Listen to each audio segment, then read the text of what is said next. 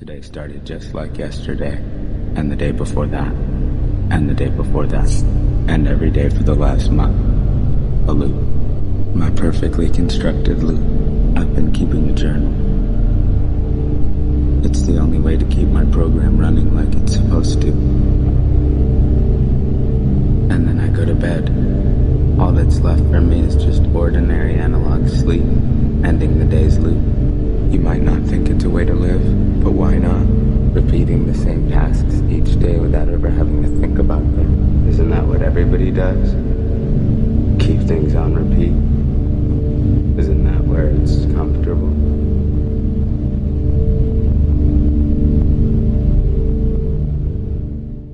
Do you ever want to just disappear? I do.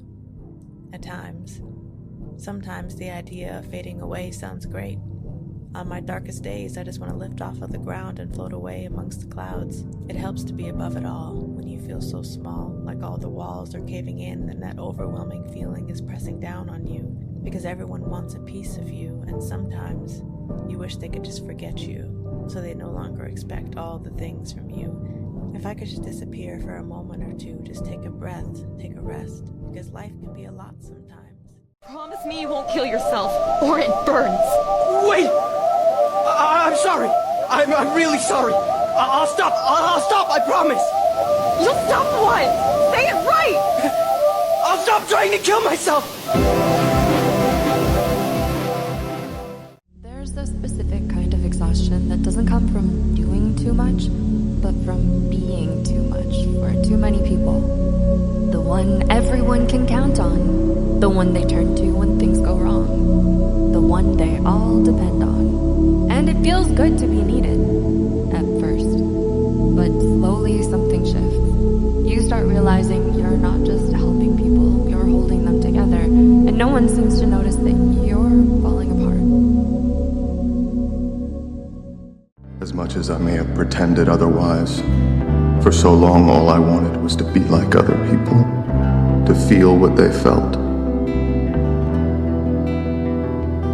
But now that I do, I just wanted to stop.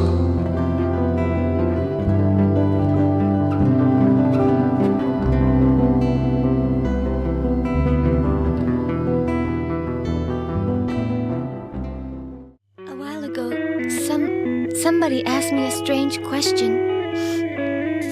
They asked, "Are you Lane Iwakura?" And then they also wanted to know, "Are your parents really your parents?" Isn't that funny? It's funny, isn't it? People say the funniest things, huh? You just so you don't forget. Right? Forget that. So the thing I keep thinking about is, was it worth it to be happy for a little bit, even though it ended up sad? Or would it have been better if the whole thing never happened? The main thing I think about is how stupid I am. I wasted so many years being miserable because I assumed that was the only way to be. Isn't it strange how some friendships just fade? People who once felt like family become names you scroll past, memories you don't visit as often.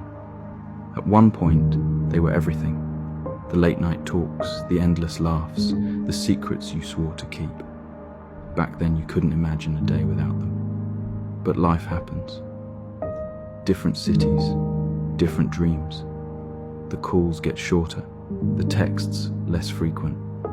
One day, you realize it's been months since you last spoke, and neither of you is reaching out. It's a quiet kind of heartbreak, not loud or messy, just a gentle drifting away. Maybe that's the hardest part, knowing that not every goodbye is said out loud. Some just happen slowly, until they're final. And all you're left with are memories of who you both were, back when you were inseparable. Do you feel like life's not worth living anymore? Are you at your tipping point every day? Life may be hard right now, maybe even unbearable. You may be experiencing trouble at school, at home, with your family, or among your friends. Maybe someone close to you betrayed you, or you feel let down by your lack of progress despite struggles of everyday life can be all too demanding at times. So this is an open letter to those who have